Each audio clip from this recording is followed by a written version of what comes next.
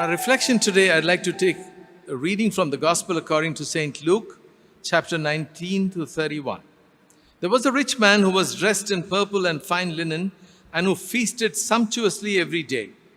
And at his gate lay a poor man named Lazarus, covered with sores, who longed to satisfy his hunger with what fell from the rich man's table. Even the dogs would come and lick his sores. The poor man died and was carried away by the angels to be with Abraham. The rich man also died and was buried. In Hades, where he was being tormented, he looked up and saw Abraham far away with Lazarus by his side. He called out, "Father Abraham, have mercy on me, and send Lazarus to dip the tip of his finger in water and cool my tongue. For I am in agony in these flames." But Abraham said, "Child, remember that during your lifetime you received your good things, and Lazarus in like manner evil things. But now he is comforted here, and you are in agony. Besides all this, between you and us a great chasm has been fixed, so that those who might want to pass from here to you cannot do so, and no one can cross from there to us." He said, "Then, Father, I beg you to send him to my father's house, for I have 5 brothers, that he may warn them, so that they will also not come to this place of torment." Abraham replied, "They have Moses and the prophets. They should listen to them." He said, "No, Father Abraham, but if someone goes to them from the dead, they will repent." He said to them, "If they do not listen to Moses and the prophets, neither will they be convinced, even if someone rises from the dead." The Gospel of the Lord. Praise to you, O Lord Jesus Christ.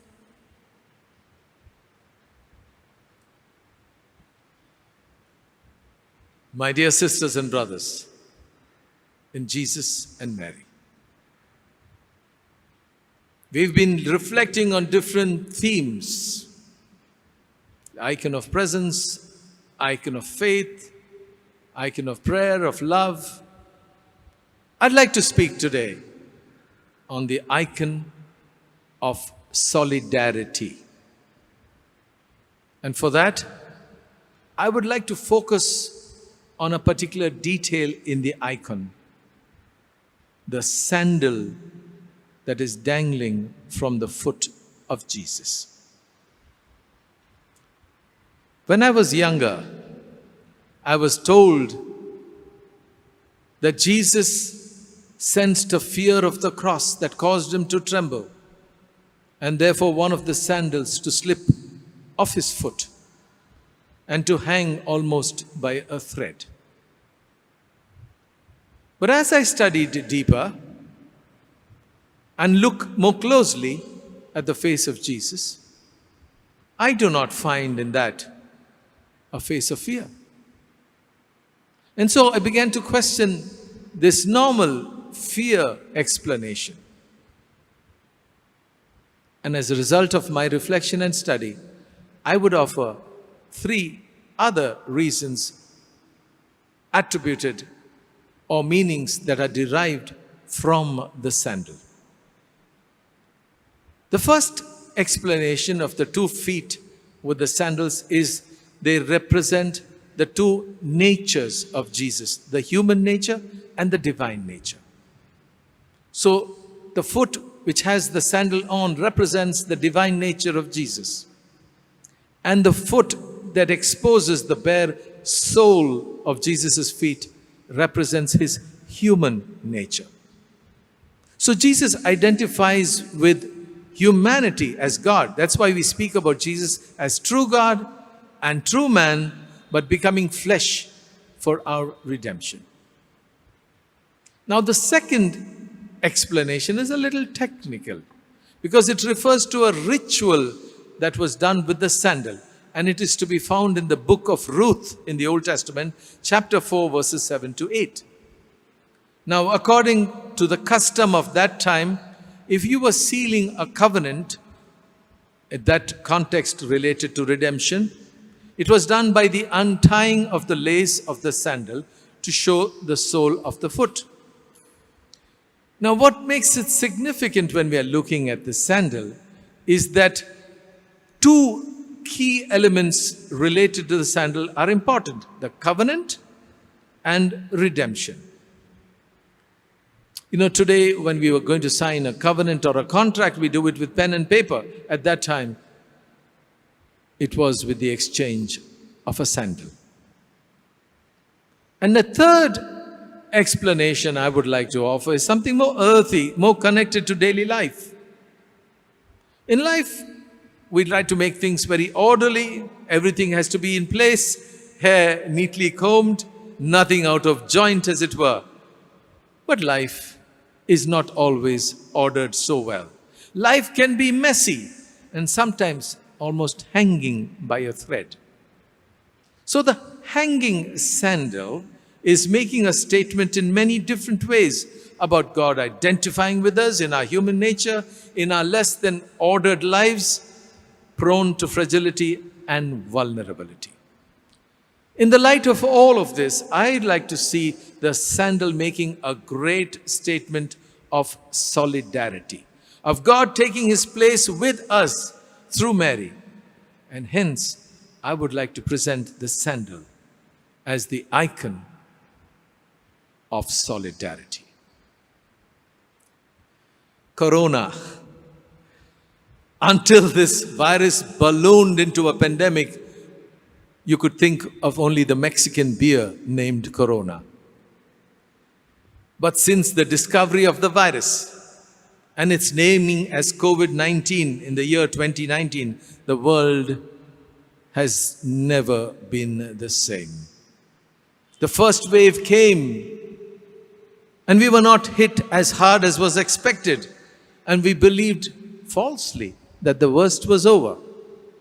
And then the second wave hit us in such a way that it sent not just headlines, but shock waves in India and also some parts of the world. We were, as it were, held as ransom to forces of this invisible enemy. We never knew who would be attacked next. Then there were those who were not symptomatic, but who could pass the virus anyway. For those who were infected, the world around them changed. People would approach them only if they wore protection. Masks, gloves, the PPE. But the point is that the virus can be destructive not only to the patient, but also those around them as well. The family, the doctors, the medical staff, the caregivers. What this pandemic has shown, and a response, is the power of solidarity. We look at all the frontline workers, those who have kept the essential services going, the medical staff who have been living their vocation and profession at great risk to themselves, the researchers who have raced against time to provide an effective vaccine. Great examples of solidarity. But we have also come across those who have been anti-solidarity in more ways than one. The pandemic has seen wickedness and evil thrive, especially those among those who have killed their conscience. We've got hoarders of medicines and vaccines who ensure that their own inner circle of family and friends have access even when others have more urgent need. We've got black marketers who have ensured they keep life-saving medicines so as to raise the cost, behaving as death-dealing merchants. Sometimes in governments, we've seen policies or lack of policies that cause many people to suffer or be deprived of what should have been a free access of medicines and of vaccines. Cases of anti-solidarity. What does it say of solidarity when a luxury car like Maybach that was recently released and captured and sold off in no time, and at the same time during a pandemic, so many have slipped into poverty? What does it say of solidarity when a number of millionaires, even billionaires, increase in a country when at the same time during a pandemic, millions and even billions descend into abject misery and poverty? My dear friends, what I like to do is to make a connection, to draw a parallel between the destructive power of the virus, the coronavirus, and the destructive power of evils in society. And for convenience and for effect, I will refer to these evils as viruses too. So when I speak of viruses in society, I refer to systems and structures, traditions and customs which cause injustice and inequality, suffering and pain. When I speak of viruses in relationships, it is how we treat one another negatively by our behavior and by our attitudes. And we see this operating in homes and families and in religious communities. So let's try and identify and name some of the viruses we face in society and in relationship. You know, once a virus is diagnosed and identified, we realize that this is dangerous. Not only for the person who has contracted the virus, but those who are exposed to it. And as long as we do not detect or identify or name the danger that it is, and for the harm it does, the destruction it brings, then we can expect tremendous damage and even death. So it is important for us today to identify and name these viruses in society and in our relationship. And now I'm going to quickly run through some of the viruses that we find in society and which affect the fabric of a nation. The first one I draw your attention is the virus of casteism. In this day and age, some people pride themselves as belonging to a so-called higher caste and degrade those whom they consider below them. It could be class as well. This is an attempted slap on the face of God, because God has created us with equal dignity in God's own image and likeness. And so when we promote the virus of caste or of class, it destroys the very fabric of society and the building of God's kingdom. Or again, the virus of ecological destruction. In the name of so-called development, unscrupulous business persons and politicians make quick money as they destroy nature and pollute the environment. God calls us to be responsible stewards of the natural resources, and we have chosen not to remember and deprive the future generations of these resources which are a gift from God. Or again, the virus of communalism and regionalism. Today there are ideologies and regional groups that seek to tear the secular and social fabric of society and of nation on religious and regional grounds. They do so by their destructive words, their hateful actions, their violent ideology and propaganda for petty political gains. This destroys society and the nation. These are merely some of the destructive viruses in society. Do we suffer these viruses as victims? Or sadly, are we the ones who propagate these viruses by our behavior? I'd now like to speak of those viruses in relationships, not just in society, but relationships that affect our person, our family, and society. I'd like to draw your attention to the virus of gossip and slander. As long as it happens to others and we inflict it on them, we think it is harmless. We pass this off as chit-chat, even as we murder reputations and destroy the names of people. But when it comes to bite us, then we feel the full force of this virus. And then we protest with all our might. When you feel tempted to gossip, a good test is this. Would I say the same thing to this person if he or she was standing in front of me? Pope Francis refers to gossipers as terrorists who throw a bomb and then run away. Apt symbol. Have you been victims of this virus? Or even worse, are you a propagator of the virus of gossip and slander?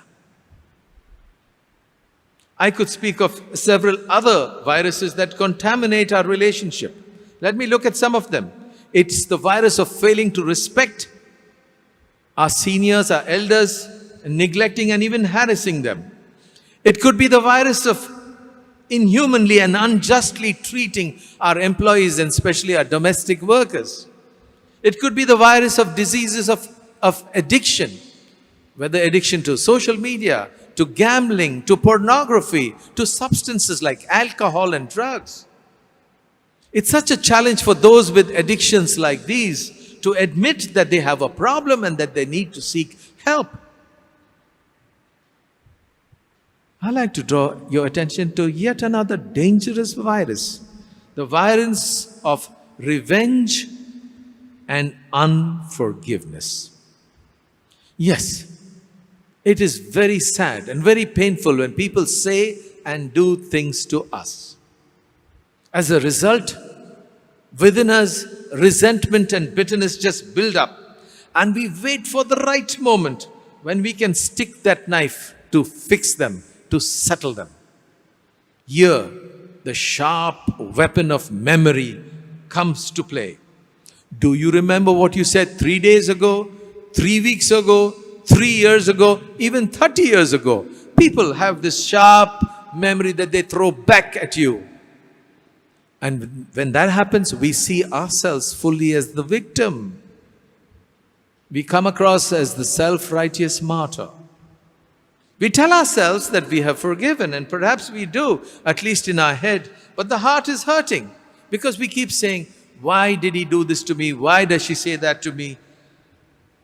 My dear friends, let us not fool ourselves. Almost all of us have suffered on account of this virus. Sadly, a number of us have inflicted this on others. Just examine the conversations we have about people who have offended us. Listen to the talk at our dining table. Record it and play it back. It will hit you in the gut. You might have healthy meals, but unhealthy conversation. Tasty food, but toxic talk. This indeed is the virus of revenge and unforgiveness. To forgive from the heart is to say, I refuse to be a prisoner of the past. I refuse to hold on to hurts which soon become hate. To forgive does not mean condoning the wrong, but it certainly means letting go of the bitterness. And when we do so, we will feel a burden that is lifted up from our hearts and from our lives. And we are freed from the virus of revenge and unforgiveness. Then, of course, there is the virus of egoism, driven by narcissism and selfish indifference. This can sometimes be a pandemic of epic proportions. Again, listen carefully to conversations and you will realize that. You hear people say, I am the one who's done so much, I have sacrificed so much, others are just there for a ride. All they can do is recognize only what they have done, how much they have done and the others have done little or nothing.